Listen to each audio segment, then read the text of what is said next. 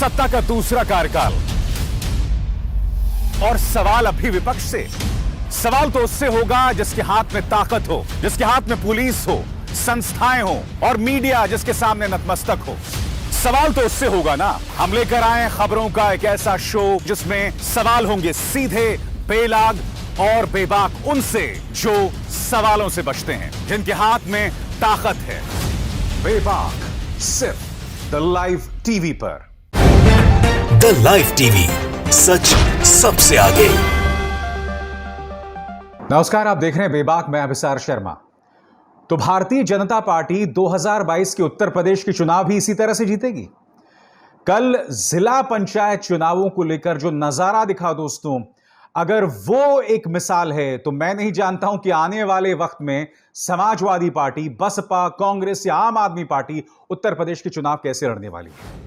Samajwadi party के नेता जूही सिंह ने यह वीडियो पेश किया है अपने ट्विटर हैंडल पर, और इस वीडियो में आप देख सकते हैं वो आरोप लगा रही है कि भारतीय जनता पार्टी के जो कार्यकर्ता हैं वो समाजवादी पार्टी के कार्यकर्ताओं को दौड़ा दौड़ा के मार रहे हैं।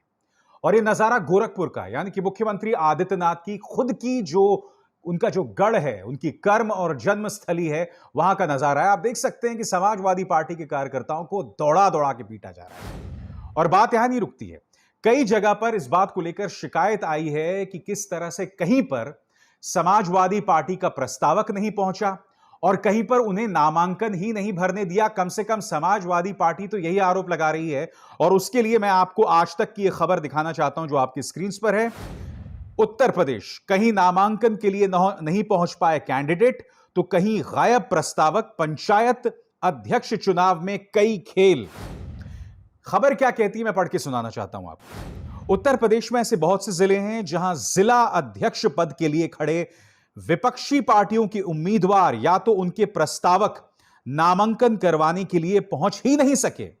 इन मामलों में समाजवादी पार्टी और रालोद आरोप लगा रही है कि सत्ता और प्रशासन के दम पर भाजपा अपने प्रस्तावकों, प्रत्याशियों को नामांकन करने के लिए पहुंचने नहीं दे रही। और उन्होंने बाकायदा अलग अलग जगहों की इसकी मिसाल दी है। मसलन आपके सामने मुरादाबाद से आज तक क्या रिपोर्ट कर रहा है मैं पढ़ के सुनाना चाहता हूं। मुरादाबाद में भाजपा की प्रत्याशी डॉक्टर शेफाली निर्विरोध ही जीतने के करीब हैं, क्योंकि वहां समाजवादी पार्टी के जिला अध्यक्ष पद के लिए उम्मीदवार अमरीन का प्रस्तावक सपा कार्यालय ही नहीं पहुंचा। अब सोचिए ना, जब प्रस्तावक ही नहीं पहुंचेगा तो वो किस तरह से नामांकन भरेंगे। आगे चलते हैं, मेरठ। इसी तरह मेरठ जिले में भी जिला पंचायत अध्यक्ष पद के लिए भाजपा के प्रत्याशी का निर्विरोध निर्वाचित होना लगभग तय है। यहां कारण यह बताया जा रहा है कि मेरठ के डीएम कार्यालय में नामांकन पत्रों की जांच का कार्य अभी चल रहा है। नामांकन पत्रों की जांच में गठबंधन प्रत्याशी सलोनी गुर्जर के नामांकन पर आपत्ति पाई गई है। यानी कि यहां पर निशाने पर कौन है? गठबंधन प्रत्याशी। अब मऊ की बात करते हैं दोस्तों। मऊ में जिला पंचायत अध्यक्ष पद के नामांकन में भाजपा के उम्मीदवार मनोज राय को निर्विरोध चुना गया है। हैरानी की बात यह है कि भाजपा के अलावा किसी पार्टी के उम्मीदवार ने अपना नामांकन दाखिल नहीं किया। हालांकि समाजवादी पार्टी द्वारा पहले ही राम नगीना यादव को अपना प्रत्याशी घोषित किया गया था, लेकिन वो अपना नामांकन नहीं कर सके। आज मैं समझना चाहता हूं कि अगर यह ट्रेलर है तो क्या आप अंदाजा लगा सकते हैं कि 2022 के विधानसभा चुनावों में क्या होने वाला है? ऐसा क्यों हो रहा है मैं समझना चाहता हूं। ऐसा क्यों हो रहा है मुख्यमंत्री आदित्यनाथ जी कि जो विपक्ष के कार्यकर्ता हैं, या तो इस वीडियो में जैसा कि आप देख सकते हैं जो कि समाजवादी पार्टी नेता जूही सिंह ने पेश किया है, यहां पर या तो समाजवादी पार्टी के कार्यकर्ता पिट रहे हैं जैसे कि या फिर मैंने आपको आज तक की रिपोर्ट दिखाई, यहां पर साफ तौर पर आप देख सकते हैं कहीं पर प्रस्तावक नहीं पहुंचा, कहीं नामांकन नहीं भर पाए, कहीं डर गए, या न जाने क्या हो रहा है। आपको याद होगा पश्चिम बंगाल में भी मैंने आपसे कहा था कि ममता बनर्जी की चुनौती बहुत मुश्किल है, और वो मैंने आपको इसलिए कहा था क्योंकि ममता बनर्जी के खिलाफ इन्होंने साम दाम दंड भेद सबका इस्तेमाल किया था। ममता बनर्जी के खिलाफ इन्होंने एनआईए को लगाया, इनकम टैक्स को लगाया, ईडी को लगाया और तमाम एजेंसीज को लगा दिया। और अभी तो आप सिर्फ इनका बल प्रयोग देख रहे हैं। अभी तो 8 महीने आने वाले दिनों देखिएगा समाजवादी पार्टी के कार्यकर्ताओं के खिलाफ, उनके नेताओं के खिलाफ किस तरह से केसेस दर्ज होने वाले हैं। क्योंकि मेरा यह मानना है कि इस वक्त भारतीय जनता पार्टी को अगर कोई गंभीर चुनौती दे सकता है उत्तर प्रदेश में, तो वो सिर्फ यह शख्स है अखिलेश यादव। क्योंकि अखिलेश यादव का अपना एक रिकॉर्ड भी है, और रिकॉर्ड तो खैर मायावती जी का भी है। 5 साल जब वो मुख्यमंत्री थी, और वो मेरे हिसाब से लॉ एंड ऑर्डर को लेकर एक स्वर्णिम काल था उत्तर प्रदेश का। मगर मायावती के साथ दिक्कत यह है कि पिछले कुछ सालों से, खासकर लोकसभा चुनाव के बाद, वो भाजपा को गंभीर चुनौती देती नहीं दिखाई दे रही है, और कई मामलों में वो भाजपा का समर्थन भी करती दिखाई देती हैं। इसलिए उनकी चुनौती को शायद इतना गंभीर ना माना जाएगा उत्तर प्रदेश के अंदर। मगर जो मुद्दा मैं आपके सामने उठा रहा हूं कि क्या यह महज बानगी है, और इसके लिए वही फॉर्मूला अपनाया जा रहा है जो इन्होंने पश्चिम बंगाल चुनावों में अपनाया था। पश्चिम बंगाल चुनावों के अंदर भी हिंदू खतरे में आ गया था। अब बिल्कुल उसी तरह से अचानक कौन खतरे में आ गया है? हिंदू खतरे में आ गया है। मसलन इसी कार्यक्रम में मैंने आपको बताया था कि हर एंकर समाजवादी पार्टी से यह पूछ रहा था कि क्या आपने राम मंदिर के लिए चंदा दिया, और अगर चंदा नहीं दिया तो आपको कौन सा हक है उनसे सवाल करने का। मैं चाहता हूं कि आप वो क्लिप फिर से सुनिए, और फिर मैं आपको आगे बताऊंगा कि ये लोग किस तरह का खेला कर रहे हैं। सुनिए क्लिप। आपने ट्रस्ट में कितना चंदा दिया? समाजवादी पार्टी ने आपने 1 रुपया चंदा नहीं देंगे और चंदे पर सवाल उठाएंगे। राम विरोधी कब तक रचेंगे मंदिर निर्माण के खिलाफ साजिश? पूछता हूं मैं, और पूछता है भारत। क्या कांग्रेस पार्टी ने, आपकी पार्टी ने राम मंदिर बनाने के लिए चंदा दिया है तीर्थ ट्रस्ट को? और क्या कांग्रेस पार्टी की तरफ से राम मंदिर बनाने में कोई योगदान दिया गया है? ये सवाल जनता जानना चाहती है। मेरे दर्शक भी पूछ रहे हैं, मुझे व्हाट्सएप किया उन्होंने। आपने चंदा दिया है? हमारा समाजवादी पार्टी के किस नेता ने चंदा दिया है? बताइए। इस पूरे राम जन्मभूमि के केस को सेटल नहीं होने दिया। आपका तो ऑब्जेक्शन इस पे शुरू से था। अब सुप्रीम कोर्ट का वर्डिक्ट आ गया है, जिसको आपको एक्सेप्ट करना पड़ रहा है, तो आप बैकडोर से। अब देखिए दोस्तों, कल का इनका कार्यक्रम कितना जहरीला है। जी न्यूज का कार्यक्रम देखिए। कुदरत बहाना है, मुस्लिम आबादी बढ़ाना है, पॉपुलेशन पॉलिटिक्स पर ट्वीट कीजिए। यानी कि खुलेआम एक ऐसा कार्यक्रम जिसके जरिए समाज में एक वैमनस्य पैदा हो, एक भड़काऊ कार्यक्रम। मैं आपसे समझना चाहता हूं कि क्या एक जिम्मेदार न्यूज चैनल इस तरह से उन्हें करना चाहिए। और बात यहां नहीं रुकती है दोस्तों। जो सवाल इन चैनल्स को उठाने चाहिए बिल्कुल नहीं उठा रहे हैं। आप देख रहे हैं राम मंदिर के ऊपर जो ट्रस्ट में कथित घोटाला चल रहा है, उसको लेकर यह सवाल नहीं करते हैं। उल्टा विपक्ष से यह पूछते हैं कि भैया क्या आपने चंदा दिया था राम मंदिर का? अब उसी चंदे को लेके तो गड़बड़ हो रहा है ना। मसलन 4 PM न्यूज की खबर क्या कहती है? राम नाम की लूट। अब स्टेशन मास्टर ने भी बेच दी अयोध्या में करोड़ों की संपत्ति। 11 करोड़ की जमीन 200 करोड़ में ट्रस्ट को बेचने की थी तैयारी। अरे भाई, कहां 11 करोड़ और कहां 200 करोड़?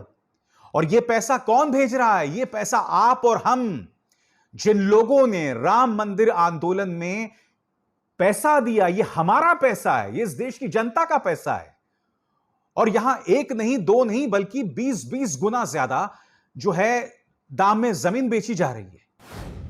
संतों से जमीन खरीद के उसे 5-5 गुना या 15 गुना ज्यादा बेचा जा रहा है, 12 गुना ज्यादा बेचा जा रहा है। मैं समझना चाहता हूं ये न्यूज चैनल्स ये सवाल क्यों नहीं कर रहे हैं। और लॉ एंड ऑर्डर को लेकर धज्जियां उड़ रही है। मैं आपको एक खबर दिखाना चाहता हूं दोस्तों, सिहरन पैदा करने वाली खबर है। आपकी स्क्रीन पर यह माजिद अली है। खबर देखिए। बेटी से छेड़छाड़ के विरोध पर पिता की हत्या। प्रयागराज में दबंगों ने पहले लात घूंसों से पीटा, फिर गला दबा दिया। एक बाप सिर्फ अपनी बेटी जिसके साथ छेड़छाड़ हो रही थी, वो ये मुद्दा उठा रहा था, पहले उसे लात घूंसों से मारा और फिर माजिद अली को इन्होंने जान से मार दिया। मैं आपसे समझना चाहता हूं यह लॉ एंड ऑर्डर है। और अब यह खबर देखिए दोस्तों, इस पत्रकार ने खबर पेश की है। इसके अंदर एक बिजनेसमैन का बेटा, उसे अगवा किया जाता है और फिर फिरौती मांगी जाती है और फिर उसे मौत के घाट उतार दिया जाता है। और सबसे सिहरन पैदा करने वाली बात कि इसे PPE किट में लपेटकर इसका अंतिम संस्कार कर दिया जा रहा था।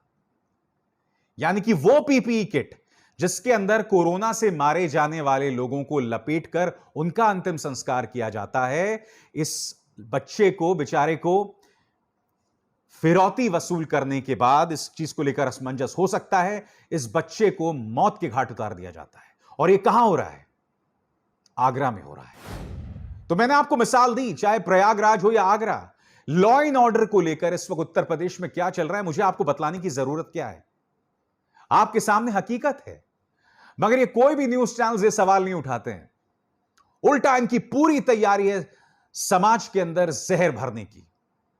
और भारतीय जनता पार्टी से मैं समझना चाहता हूं कि आप लोग सकारात्मक राजनीति करके चुनाव क्यों नहीं जीत सकते हैं, बताइए। आपको मैं एक और मिसाल देता हूं। अब ये लोग लॉ एंड ऑर्डर का मुद्दा भी उठा रहे हैं, तो इसमें भी हिंदू मुस्लिम कर रहे हैं। मैं कैसे बताता हूं आपको। ये देखिए, जी न्यूज का एक और कार्यक्रम, योगी का एक्शन, अपराधियों को टेंशन, अतीक हो या मुख्तार, बारी बार सब लाचार, उत्तर प्रदेश में अपराध की कमाई वसूलेंगे पाई पाई, ऑपरेशन क्लीन। और यहां पर भी कौन? अतीक अहमद, मुख्तार अंसारी। यकीनन जो अपराधी है उसके साथ इंसाफ होना चाहिए। मुख्तार अंसारी के पक्ष में अगर कोई कविताएं पढ़ रहा है तो मैं सिर्फ उन पर तरस खा सकता हूं। ये कोई समाज के नगीने नहीं है। मगर मुद्दा ये नहीं है। मुद्दा क्या, मैं आपको बताता हूं। चूंकि यहां निशाने पर अतीक अहमद और मुख्तार अंसारी हैं, तो बहुत आसान है इस तरह का कार्यक्रम करना। मैं इन चैनल से समझना चाहता हूं, जब यह गैंगस्टर विकास दुबे, जिसने उत्तर प्रदेश पुलिस के मेरे 8 से 10 जवानों को मौत के घाट उतार दिया था, जब यह पकड़ा गया था तो इसे आप जिंदा क्यों नहीं लेकर आए? रात में इसका एनकाउंटर क्यों हो गया? रास्ते में इसका एनकाउंटर क्यों हो गया? क्योंकि अगर आप इसे जिंदा लाते तो इसके तार किसके साथ जुड़े हुए हैं वो चीज सार्वजनिक हो सकती थी ना। क्योंकि विकास दुबे का एक साथी था। उस साथी के एक समारोह में योगी सरकार का एक बहुत ही प्रभावशाली नौकरशाह, योगी आदित्यनाथ का एक राइट हैंड मैन, उनके एक समारोह में गया था। यह वो आदमी है जिनकी पत्नी एक सामान्य सी लोक गायिका है। क्या ये न्यूज चैनल्स ये सवाल उठाते हैं? मुख्तार अंसारी या अतीक अहमद पर सवाल उठाने का मकसद यह नहीं कि इन्हें चिंता है लॉ एंड ऑर्डर की, और अब जबकि 5 साल पूरे होने को आए हैं तब आप ये एक्शन ले रहे हैं, तब इस पर प्रोपेगेंडा किया जा रहा है। बहुत दुख होता है दोस्तों जी न्यूज जैसे चैनल्स को देखकर, जो समाज के अंदर इस तरह के भड़काऊ कार्यक्रम कर रहे हैं। और इनका लंबा चौड़ा इतिहास है, लंबा चौड़ा इतिहास है। और मैं दावे के साथ कह सकता हूं कि आने वाले दिनों में यह और भी ज्यादा उग्र होने वाला है, क्योंकि वो जानते हैं कि राम मंदिर ट्रस्ट को लेकर जो विवाद है, जो कथित घोटाला है, वो बीजेपी पर बैकफायर कर चुका है। अब वो क्या कर रहे हैं? अब वो लगातार कोशिश कर रहे हैं कि किसी तरह से हिंदू मुस्लिम की सियासत की जाए, क्योंकि पिछली बार इसी पश्चिमी उत्तर प्रदेश में इन्हें 90% सीटें मिली थी। मेरे ख्याल से 126 में से 103 सीटें मिली थी। और वो जानते हैं कि 100 सीटें हासिल करने के लिए यह तब तक संभव नहीं होगा जब तक हम इस इलाके में या पूरे उत्तर प्रदेश में हिंदू मुस्लिम की गंदी और घटिया सियासत ना करें। और ये तमाम चैनल्स उनका साथ देते नजर आ रहे हैं। और सबसे चिंता की बात, जैसे कि मैंने आपको कार्यक्रम की शुरुआत में बताया, कि विपक्ष के नुमाइंदों को नॉमिनेशन ही नहीं भरने दिया गया जिला अध्यक्ष पंचायत चुनाव में। आपने दुनिया में ऐसा कहीं होते सुना है क्या? इसलिए मैं फिर दोहराना चाहूंगा कि अखिलेश यादव की चुनौती बहुत मुश्किल होने वाली है। उनका मुकाबला भारतीय जनता पार्टी के साम दाम दंड भेद से भी नहीं है, उनका मुकाबला है उन वोट कटुआ पार्टियों से भी। और वो कौन है आप बखूबी जानते हैं। उत्तर प्रदेश की जनता ने देखा कि हाथरस में किस तरह से रातों रात तुमने उस बिटिया का शव जला दिया जिसका पहले गैंग रेप होता है और फिर उसकी हत्या कर दी जाती है। सिद्दीक कप्पन जैसे पत्रकार जब उसे कवर करने पहुंचते हैं तो आतंकवाद की धाराओं में आप उसे जेल में बंद कर देते हैं। वो शख्स आज भी जेल में बंद है। देखा था लोगों ने किस तरह से कोरोना के दूसरी लहर में आदित्यनाथ सरकार पूरी तरह से नाकाम साबित हुई थी। जहां तटों पर लाशों को दफन कर दिया गया था, प्रधानमंत्री इस बात पर चिंता जाहिर कर रहे थे कि लोग अपने रीति रिवाज के मुताबिक, अपने संस्कारों के मुताबिक लाशों का अंतिम संस्कार भी नहीं कर पाए। तो जिम्मेदारी किसकी है मोदी जी? जिम्मेदारी तो राज्य सरकार की है ना। मगर इस राज्य सरकार के हाथ में पूरी तरह से प्रचार तंत्र है। इन्होंने पूरी तरह से मन बना लिया है कि प्रचार के जरिए उसे दफन कर दिया जाए। जब लोग गोरखपुर के घाटों का वीडियो लेते थे तो वहां पर वो लोग बैनर लगा देते थे। इनके पालतुओं के जरिए ये लोग प्रचार भी फैलाते थे कि अगर आप वीडियो लेंगे तो जो दिवंगत आत्माएं हैं वो मोक्ष हासिल नहीं कर पाएंगे। और कौन पालतू हैं जानते हैं आप? ये पढ़े लिखे पालतू हैं इनके। मसलन ये शख्स अमीश त्रिपाठी, ये आदमी लंदन में नेहरू सेंटर का डायरेक्टर है, जाने माने लेखक हैं। मगर ये प्रचार चला रहे थे कि कृपया वीडियो मत खींचिए। वीडियो इसलिए लिए जा रहे थे ताकि सरकार की नाकामी सामने आए, उससे हिंदू धर्म का अपमान नहीं हो रहा है। और जैसे कि मैंने कार्यक्रम की शुरुआत में कहा ना, अभी कुछ महीनों पहले पश्चिम बंगाल में हिंदू खतरे में था, अब देखिएगा आप उत्तर प्रदेश का हिंदू खतरे में आने वाला है। और मैं स्पष्ट कर दूं, अगर उत्तर प्रदेश का हिंदू खतरे में है तो उसकी जिम्मेदारी मुसलमानों पर नहीं, अखिलेश यादव पर नहीं, कांग्रेस पर नहीं, बसपा पर नहीं, आम आदमी पार्टी पर नहीं। अगर हिंदू खतरे में है तो इसकी जिम्मेदार सिर्फ और सिर्फ मुख्यमंत्री आदित्यनाथ हैं। क्योंकि फिरौती वसूल करने वाले लोग आगरा में एक युवा को मौत के घाट उतार देते हैं। इसकी तस्वीर आप देख रहे हैं यहां पर। क्योंकि गुंडे, दबंग एक मासूम का बलात्कार और फिर उसकी हत्या कर देते हैं और पूरा प्रशासन पीड़ित के परिवार के खिलाफ लग जाता है। हकीकत यह है। तो बताइए ना, हिंदू किससे खतरे में है? मगर हमारे कार्यक्रम का नाम बेबाक है। हम ये मुद्दे लगातार उठाते रहेंगे और आगे भी लगातार आपके सामने उत्तर प्रदेश चुनावों से जुड़ी बारीकियां और सियासत के पीछे की सियासत और पर्दे के पीछे की तस्वीर आप तक पहुंचाते रहेंगे। अभिसार शर्मा को दीजिए इजाजत। नमस्कार। द लाइव टीवी, सच सबसे आगे।